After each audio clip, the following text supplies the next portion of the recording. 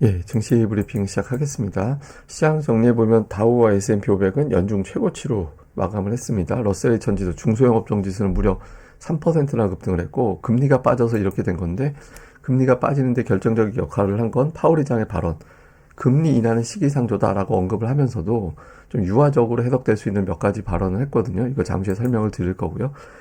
특징적인 뉴스로는 공매도 세력들이 막대한 손실을 입고 있다라는 뉴스가 있었고, 또 하나는 엔비디아 이외에 다른 종목군들이 주목을 받고 있다. 이런 내용들도 있었습니다. 뭐 하나하나 좀 소개를 해드리면, 이번 주 금융시장은 종가 기준으로는 연중 최고치, 장중으로는 더 높은 적도 있었지만 종가 기준으로는 나스닥은 아니지만 S&P 500과 다우는 최고치 경신을 했거든요. 그런데 나스닥보다 S&P 500이나 다우가 더 올랐잖아요. 그러니까 달러 인덱스 빠지고 국채금리 빠지고 유가가 빠지면서 특정 종목에 몰려다닐 필요 없이 다른 종목에 투자해도 되는, 안심해도 되는 국면이다. 이렇게 이제 투자자들이 판단을 한 것 같아요. 이제 그러다 보니까 주간으로 엔비디아가 2% 하락을 했는데, 그래도 지수가 올라가고, 뭐 예를 들어서 IBM을 비롯한 다른 종목들이 올라가면서 그걸 커버를 해주고, 금리가 빠지면서 금융주들 또 지역은행주들 이런 것들이 급등을 했죠. 증권주인 찰스 슈왑이 무려 주간으로 12%나 급등을 하는 그런 모습을 보였습니다. 그래서 금리가 빠지면서 전체적으로 안도감을 준 주간이었는데, 특히 이제 금요일에 주목받은 건 파월 의장의 발언이었죠.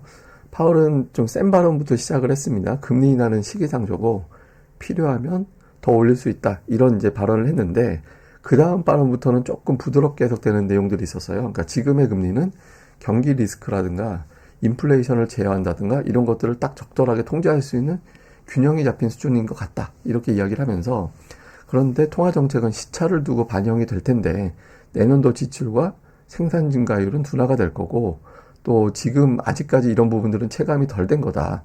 이렇게 이야기를 했거든요. 그러니까 내년도에 물가가 내려갈 수 있다라는 거를 간접적으로 이야기를 해준 거예요.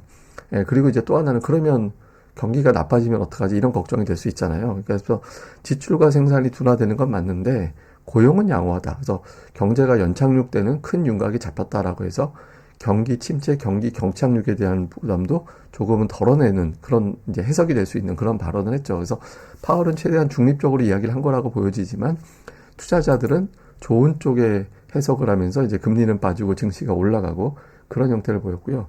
오스틴 골스비 같은 경우는 인플레이션이 최근에 3%대에서 더 안 내려갈 거다 이런 주장들이 있었거든요. 근데 이 사람은 그렇게 될 거다라는 증거는 없다. 그러니까 인플레이션 내려갈 거야.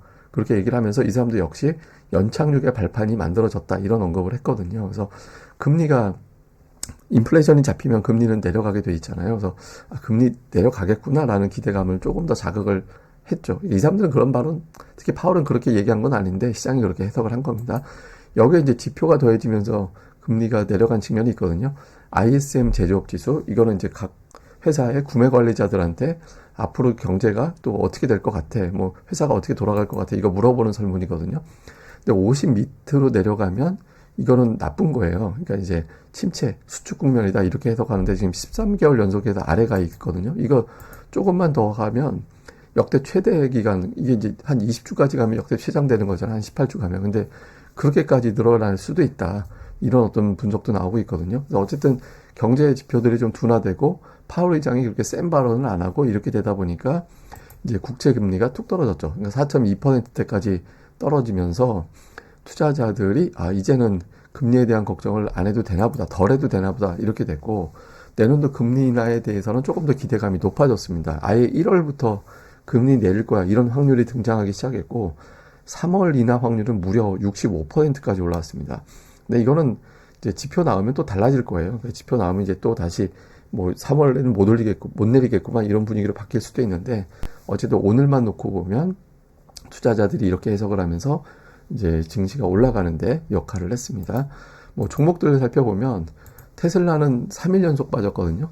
사이버 트럭 가격이 너무 비싸다라는 거예요. 지금같이 아직도 금리가 높은데 그럼 저걸 누가 할부 구매를 하냐, 이런 어떤, 그리고 이제 주행거리도 생각했던 것보다는 길진 않고 가격만 비싸, 뭐 이런 어떤 이제 우려, 이것 때문에 좀 빠졌고요. 다음에 찰스 슈왑이라는 종목이 오늘 3% 올라가면서 이번 주에만 12% 올라갔는데, 이것뿐만 아니라 지역은행주들도 급등을 했죠. 왜냐하면 보유하고 있는 채권이 손실이 커졌다가 금리가 빠지면 채권 손실은 줄어들게 되거든요. 그래서 여기에 대한 어떤 수혜 기대감으로 또 이런 종목군들이 올라갔고, 또 IBM이 지금 업황이 좋아질 것이다라는 기대감에 2018년 이후에 최고치로 마감을 했거든요. 이게 이제 그 오늘 CNBC에서는 어떤 기사가 나왔냐면 엔비디아만 투자자들이 보다가 IBM이라든가 인텔이라든가 뭐 델 컴퓨터라든가 이런 종목군들도 매수하기 시작했다. 그래서 지금 오히려 주식시장에는 이거는 고무적인 현상으로 봐야 된다. 이런 해석도 나왔습니다. 그래서 좀 IBM이 급등하고 있는 거는 또 우리 증시에도 좀 시사하는 바는 있는 것 같아요. 뭐 계속해서 추적은 해볼 필요는 있는 것 같습니다. 그리고 또 하나 주목해 볼 만한 건 공매도 세력들이 막대한 손실을 입고 있다. 800억 달러 정도 손실을 입고 있다라는 거예요. 그래서 올해 누적으로는 1060억 달러 정도 손실이 있는데, 근데 이건 뭐 작년에 3000억 달러 벌었다고 하거든요. 그러니까 이것도 이제 확정선은 아니라서 또 이제 달라질 수는 있는데, 근데 다만 경기 침체 걱정이 계속 늘어나고 있는 상태에서 증시 올라가는 건 비정상적으로 보고 있는지, 이게 이제 11월 2일에는 이제 공매도 포지션이 8,380억 달러였는데 마지막 날에는 9,400억 달러까지 늘어났다고 합니다. 그러니까 여전히 공매도 세력들은 빠질 거야. 이런 걸 이제 그리고 있다라는 거죠. 사실 오늘 미증시에서 이제 향후에 경계해야 된다라는 분석가들의 분석이 되게 많이 나왔어요.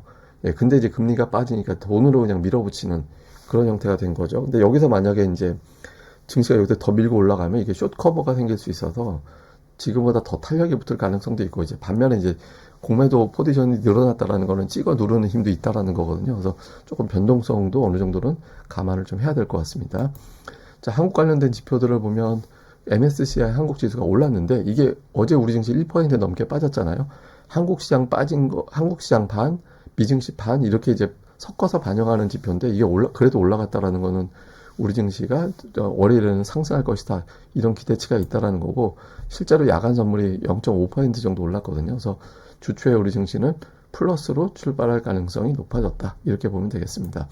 자, 요약을 해드리면 이번 주에 연준 인사들 발언들이 대체로 이제 무난했습니다. 다들. 그래서 뭐 센 발언 나오긴 했지만 시장에 받아들여지지 않았고, 근데 이제 곧 블랙아웃 FOMC 회의 앞두고 연준 인사들 발언은 이제 스탑으로 바뀌게 되거든요. 그래서 이거를 남기고 넘어가게 돼서 12월에 금리 동결 확률은 거의 100% 가까이 됐다라는 점은 긍정적. 근데 이제 하나는 이거는 장단이 될 수 있는데 빅테크가 주춤해도 미증시가 올라가고 있다라는 거는 좋긴 한데, 반면에 보면 빅테크까지 끌어올릴 정도의 막대한 자금이 또 움직이고 있는 건 또 아닌 거잖아요. 그래서 제가 늘 말씀드리지만 종목들이 동시에 올라가야지 이거 갔다 저거 갔다 왔다 갔다 하는 거는 또 이거는 이제 완벽하게 시장에 엄청난 유동성 장사는 아니다. 또 이렇게 보여주는 거라서 또 이후에 이제 변동성이 나올 가능성도 아직까지는 좀 남아 있는 것 같습니다. 그 다음에 또 국제유가도 중요했는데, 왜냐하면 여기서 유가가 튀어버리면 대부분의 지표는 아직까지 안 내려가는데 이제 에너지 가격 이런 것들 하락이 상당히 역할을 해준 거잖아요. 예, 근데 이제 유가까지 튀어버리면 인플레이션이 좀 골치 아파지는 상황이었죠. 근데 다행히 이제 유가가 좀 진정이 됐습니다. 근데 어쨌든 우리나라 쪽에서는 외국인 투자자들이 지난주에 이제 주간으로 매도로 바뀌었는데 다시로 매수로 돌아설 환경은 일단 만들어준 것 같이 보이긴 하거든요. 근데 어쨌든 이제 이런 데이터들이 외국인들을 이제 매수로 불러올 수 있을지, 요게 이제 우리는 뭐 다른 거 필요 없죠. 이 미증시 올라가거나 말거나 외국인들이 컴백해서 대형주도 올려줘야 지수가 올라가는 거니까 그 흐름이 되게 중요할 것 같습니다. 근데 좀 데이터상으로 보면 이게 제가 이제 다시 한번 자세히 설명은 드릴 건데 오늘은 간략하게만 설명드리겠습니다.